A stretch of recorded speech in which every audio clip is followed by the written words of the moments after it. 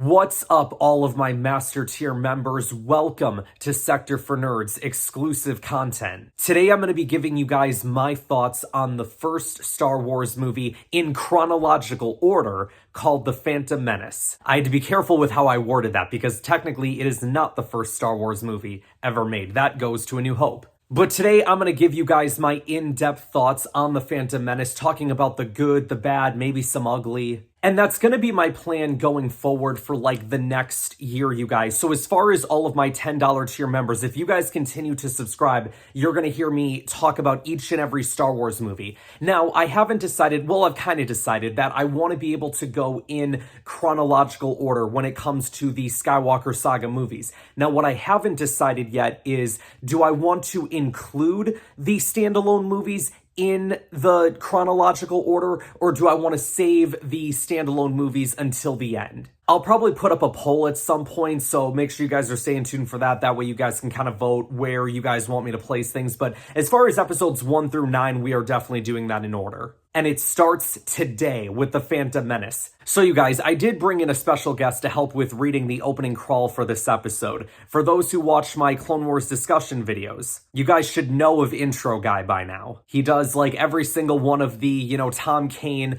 opening crawls to each of the episodes where, he'll say everything that's going on. So I thought, you know what? Let's bring him on. Who better to do these opening crawls than him? So without further ado, as I like to say in my Clone Wars discussions, Intro Guy, take it away.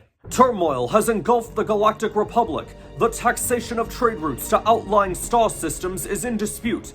Hoping to resolve the matter with a blockade of deadly battleships, the greedy Trade Federation has stopped all shipping to the small planet of Naboo.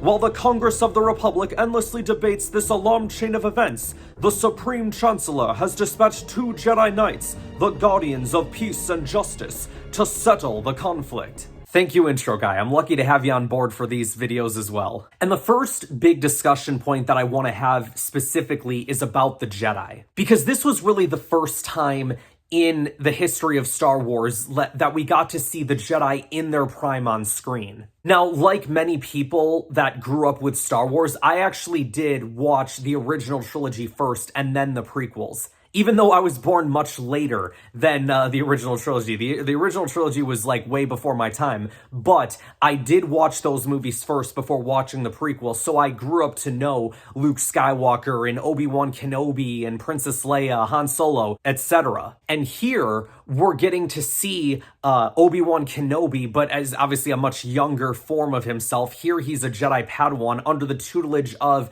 his master, Qui-Gon Jinn. And what I found so cool about this, especially as a child growing up with this movie, is that we didn't really see lightsabers in action that much in the original trilogy. Like, yeah, you had your lightsaber fight in each movie, and then in Return of the Jedi, you would start to see Luke Skywalker use his lightsaber a little bit more at like the Sarlacc pit battle. But here it's like within the opening few minutes, we get to see Obi-Wan and Qui-Gon take on a bunch of these battle droids, which I found to be very cool. And I have to just say, you guys, like, Liam Neeson as Qui-Gon Jinn is like one of the most like perfect castings ever. Like, I know everyone I think fits their roles in Star Wars really well, but I think Liam Neeson in particular did a phenomenal job with the role of Qui-Gon Jinn. The character of Qui-Gon, you guys, is so wise, but you kind of throughout the movie start to see like, okay, he's got different ideas, or I guess ideals, that separate from the Jedi Council. But this movie doesn't just have great heroes, like you've got Obi-Wan and Qui-Gon, you've got Padme. We also got some villains as well. The first of which is the leader of the Trade Federation, Newt Gunray. And then we've also got this hooded guy who, keeps appearing via hologram. I mean, come on, I kind of figured like it was the Emperor. Like, even as a child watching this, I'm like, well, he's wearing a hood. Like, it's probably just a younger version of the Emperor. Later on, we get to meet his apprentice as well, Darth Maul. So I don't think this movie was ever like short on when it came to like its heroes and villains, like you understand who all these guys are, what their motivations are for the most part. It's funny because one of the complaints that I always see when it comes to this movie is, well, what was the point of the Trade Federation taking over Naboo? Like, what was the logic there? And it is something that Qui-Gon brings up later later, like, there's something else behind all this, Your Highness. There's no logic in the Federation's move here, making it sound like, okay, like, this isn't a normal occurrence for the Trade Federation for them to be doing something like this. So why this? Why Naboo? Well, maybe it's because a certain somebody wanted to get in a certain position of power within the Republic to be able to overthrow it from the inside. And the Trade Federation and their invasion and everything that happened in this movie helped get said person into set position of power. Funny how that works out, doesn't it? Let's talk a little bit about Jar Jar, because after our heroes get done with the negotiations, quote unquote, they make it down to the planet of Naboo, where Qui-Gon comes across this Gungan, who I thought as a child, watching this, you know, at however old I would have been, like 6 years old, I think, 7 years old, something like that. I thought Jar Jar was funny. When you get older and you start to see, like, what actually happened to him and, like, all the stuff that the actor who played him, that being Ahmed Best, had to go through because of all the negative backlash towards him. It's just kind of one of those things where, like, you just put your hand to their face and just be like, come on, guys. And listen, I do understand for people who don't like the prequels, for people who grew up with the original trilogy and didn't like the prequels, I do understand that, because they are two completely different trilogies, just not even in just terms of the stories, but like the way that they're filmed, it's very different. The feel of it is very different. In my opinion, like, it all is Star Wars to me. Like, the prequels, the originals, like, I love all of those movies, you guys. And it's funny, because I think, like, the Phantom Menace is more on the side of my least favorite Star Wars movies. Like, if I had to rank it, I think it would probably be my third or fourth least favorite Star Wars movie. But that doesn't mean that I don't like it. It means that I just like other movies more than this one. But that doesn't make it bad. Really, the only thing that I don't like about this movie is the Senate stuff. But that's just because, like, no matter what age I am, I've always found the Senate stuff boring. And they took the best part of the Senate scene in this episode out. Like, it just feels like it's erased from existence at this point, unless you have one of the older DVDs or VHS tapes of Star Wars. And that's when Padme calls for a vote of no confidence against Chancellor Valorum, and you hear the crowd start chanting, "Vote now, vote now, vote now." You got Masamita yelling, "Order!" But, like, that whole scene, like, that whole vote now thing has been taken out, and it makes me so mad. I can't even find it on YouTube anymore. Like, I try to look for clips of it, and, like, no one has it. It's like it's just been erased from existence. But I won't forget. Seeing the underwater city for the first time is very cool. You know, when Obi-Wan, Qui-Gon, and Jar Jar go down underwater to the Gungan city. It's crazy how, like, when they're going down there with the underwater speeder, how many different species of fish there are. So, like, one of the things I love so much about Star Wars, when you look at the original Star Wars, you know, back in 1977, and you go into that cantina, and there's all these different aliens and, you know, different creatures there that help, like, expand the lore of Star Wars. And I felt like with this underwater scene, seeing all the different fish, it helped add to that, because you see all these different types of, like, eels or, you know, giant shark-looking creatures. I thought it was very cool. Let's talk about R2-D2, you guys. R2-D2, obviously one of the most iconic Star Wars characters, obviously the most iconic droid, maybe besides C-3PO. And he's the reason why our heroes are able to make a getaway. All the other astromechs get wiped out, but he sits up there and he's able to put the shields back together, get the power back. And it worked out really well because, you know, he gets cleaned up by Padme, which I do think is funny that the disguised Queen Amidala makes the actual queen clean the droid. I don't know if that was designed to be that way or if she was just trying to rib her or what, but I thought it was funny. Like, when you go back and watch it, obviously when you watch it the first time, like, I had no idea that Padme was actually the queen. And that's a plot twist we can talk about in a little bit. Qui-Gon and Captain Panaka, who's, like, basically the queen's right-hand person, and they get into a little bit of argument because Qui-Gon wants to take Padme to Tatooine. They can't get to Coruscant, the hyperdrive is leaking, so they have to land somewhere to repair the ship. The planet is controlled by the Hutts, so Pananka protests like, you can't take our Royal Highness there. The Hutts are gangsters if they discover her. And Qui-Gon just fires back at him and is like, look, it'd be no different if we landed on a system that was controlled by the Federation. The only difference is the Hutts aren't looking for her, which gives us the advantage. Which, yeah, I completely agree. So yeah, guys, like that whole first part of the movie, from like the start of the movie to everything that we get up to Tatooine, I thought was pretty good. And then we get to the Tatooine stuff, which I also really enjoyed about this movie, where we get Qui-Gon, Padme, Jar Jar, and R2 going into town, trying to find the parts that they need. Just like the minute that they meet, Anakin's like, are you an angel? Like he's talking about how they're the most beautiful creatures in the universe. He was basically trying to say that he thought Padme was hot. Now, mind you, at this point, Anakin is 9 years old. Padme is 14, which I will also point this out as well, you guys. When I was little, like, I had no idea that Padme was actually, like, much closer in age to Anakin than I thought that she was. I don't know how old I thought she was, but I thought she was at least an adult. Like, even if, like, in her early 20s or something. But no, apparently she was 14. Which then is also crazy to me, the fact that a 14-year-old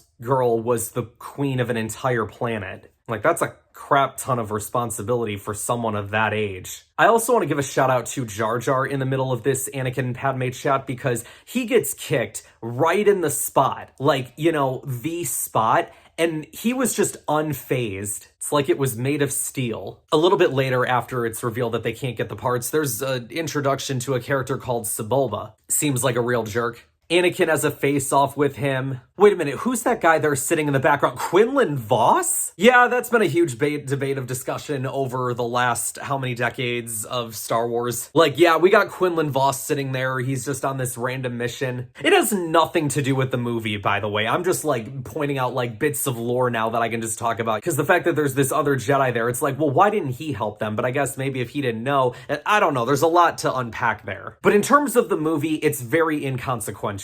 And most people wouldn't even notice. Not long after this, we're introduced to C-3PO. You know, the other iconic droid in Star Wars. But he doesn't look the way that he does in the original trilogy. He's like, you know, as R2 would say, naked. His parts are showing. One thing I really loved about the Tatooine part of the movie is the dinner scene between, like, you know, all the characters that were there. It starts out with them talking about slavery. Jar Jar's, like, trying to use his tongue to grab the fruit, which I always laugh at. Then it gets into Anakin talking about how Qui-Gon's a Jedi Knight and explaining why it is that they're there. But the reason why I enjoy this so much is A, it shows off the intelligence of Anakin as a 9-year-old boy, but also like putting on display that he's the only human who can pod race. Again, just showing off like how much he wants to be able to help people. Like he even tells his mom, you said the biggest thing in the problem in this galaxy is that no one helps each other. He even says, like, look, the prize money that I could win from this race could more than pay for the parts that they need.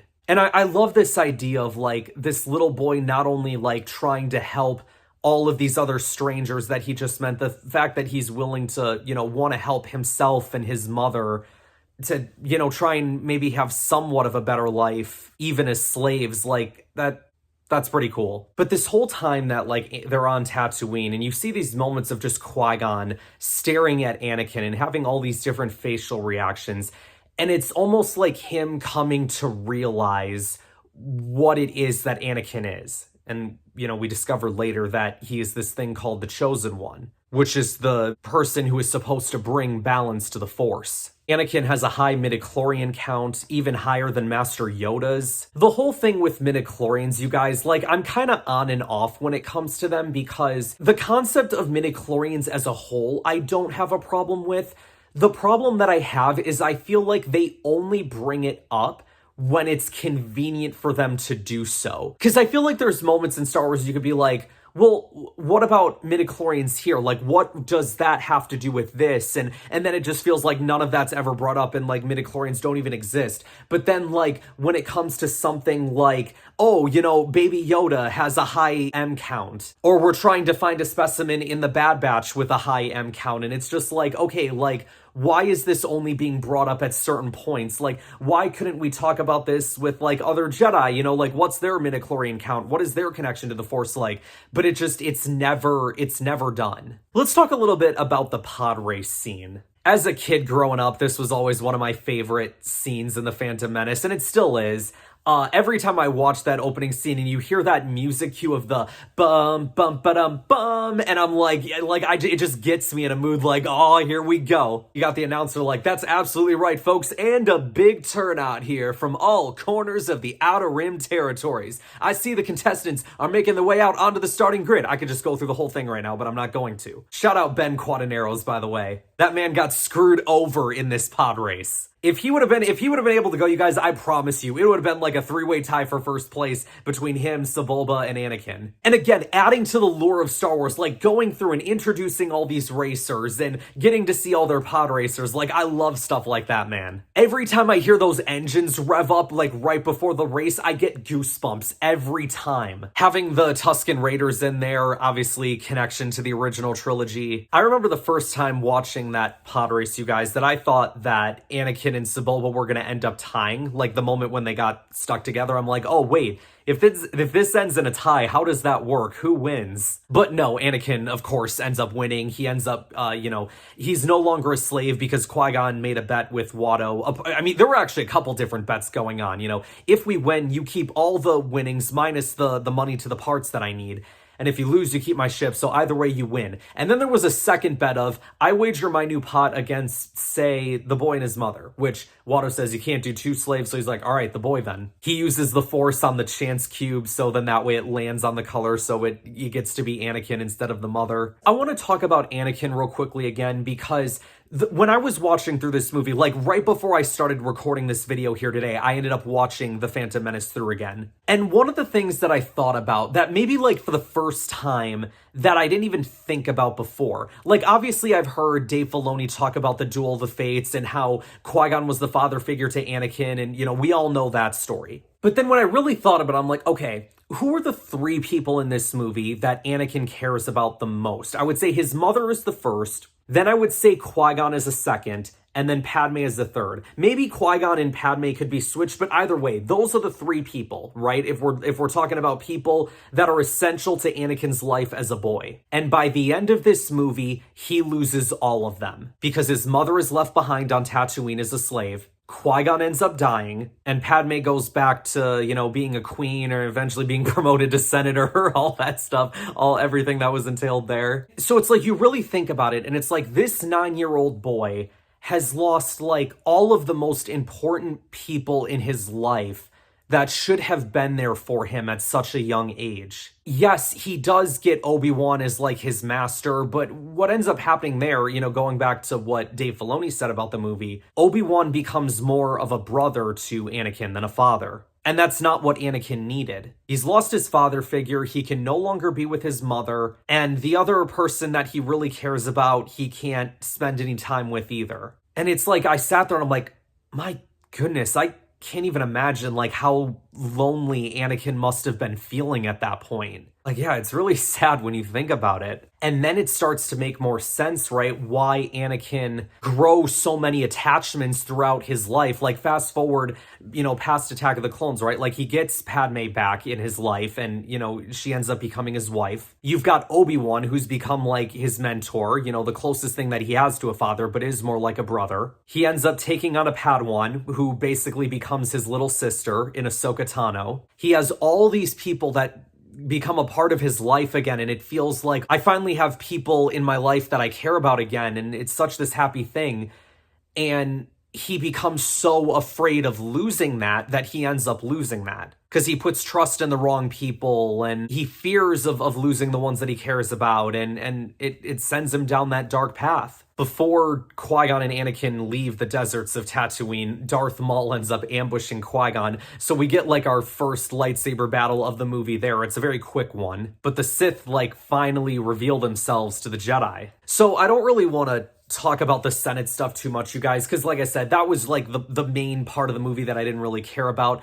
I do want to talk about the Jedi Council real quick. We get 3 different scenes with them. The first is with Obi-Wan and Qui-Gon, where Qui-Gon reveals, I've encountered a virgins in the Force, believe the boy was to be conceived by midichlorians, and they talk about the prophecy, and he wants the boy to be tested. Then we get to scene 2 where Anakin is being tested, but I love what Yoda tells Anakin, where he's like, afraid to lose your mother you are, and Anakin's like, what does that have to do with anything? Everything.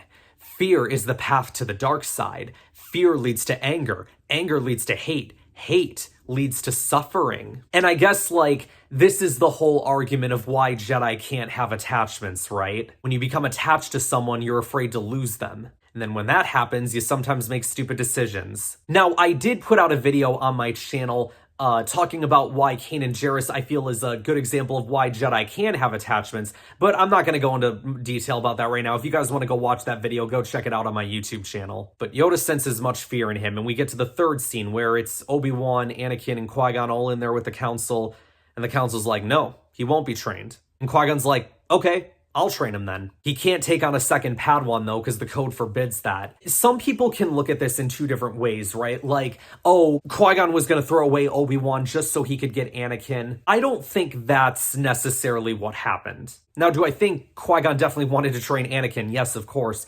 But I do think that, you know, from what Qui-Gon was saying, like, look, he's headstrong, he still has a lot to learn of the Force, but he is more than capable, and there's little more that he can learn from me. And even later, when they go to Naboo, Qui-Gon does say, look, you've been a good apprentice, Obi-Wan, and you're a much wiser man than I am. So Qui-Gon knows the potential of Obi-Wan, as he should as his master, you know? So I don't think it was necessarily like, oh, he was just trying to get rid of Obi-Wan because he doesn't care about him. Like, no, he does. He also cares about the will of the Force, and at this point, Qui-Gon believes the will of the Force is that this little boy is the frickin' chosen one. And if the Council's not going to do anything about it, then I need to do something about it. And it's also interesting, because you hear Obi-Wan say earlier on, like, if you would just follow the code, you would be on the Council.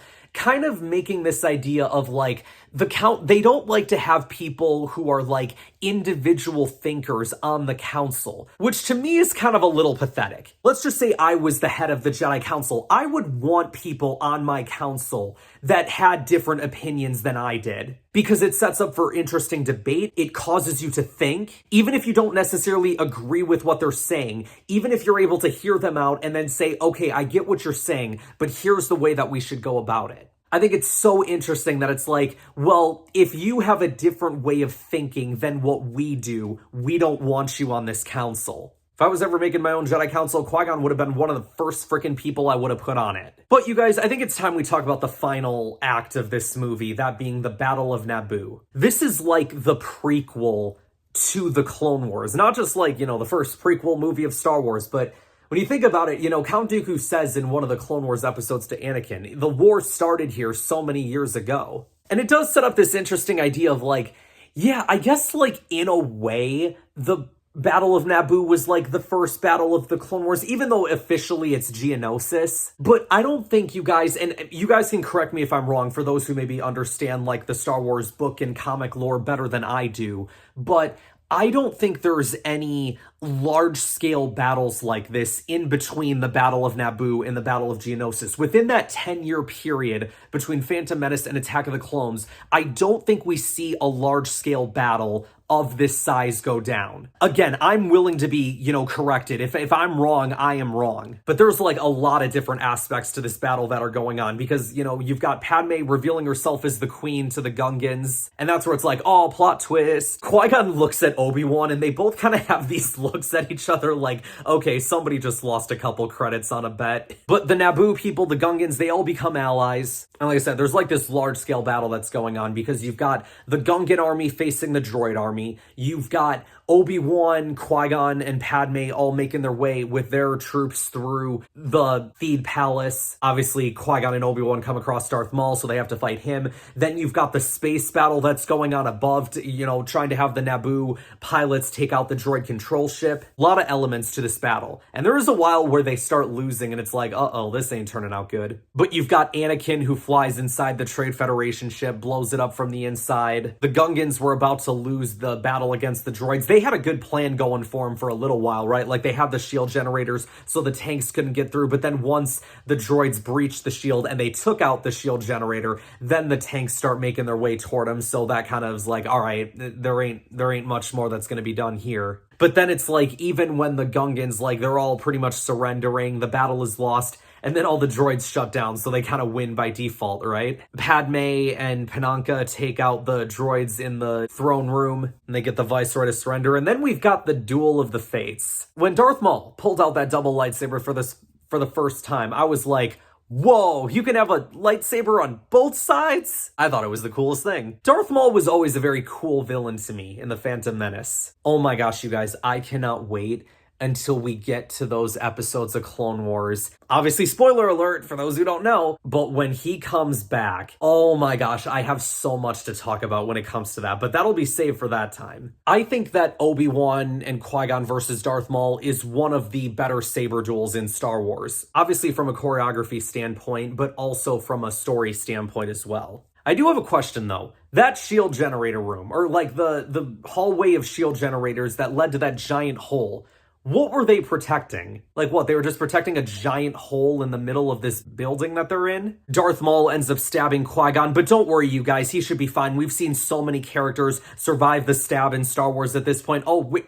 Oh no, he's actually dead? For those who watch a lot of my videos, you guys know that I'm so sick and tired of characters being stabbed and living. And this isn't just something that happens with Star Wars. It happens a lot in the MCU now as well. Like, there's other ways to go about what it is that you're trying to get across without actually stabbing them. But anyway, the shields separate the Jedi. Maul kills Qui-Gon. Obi-Wan then has a fight with him. He's able to catch Maul off guard, cut him in half, and he falls down the shaft, and that's the last we ever see of Darth Maul. We'll never see that guy again. And crucially, Obi-Wan promises to train Anakin. And this whole movie, Obi-Wan was so against Anakin in like every way. Like even when he first meets him, right? It's like, why do I sense we've picked up another pathetic life form? He looks at him no differently than he does someone like Jar Jar. And then by the very end, like out of the respect that he has for his master, he agrees to train him. And I love that scene, you guys, when the council arrives at Naboo, when Obi-Wan and Yoda are in that room chatting, and Obi-Wan's, look, I gave Qui-Gon my word, I'm going to train Anakin, even if it's without the approval of the council, which is something I never thought I would have heard Obi-Wan say. Because Obi-Wan is a very good Jedi in the sense of, like, he does do things by the book.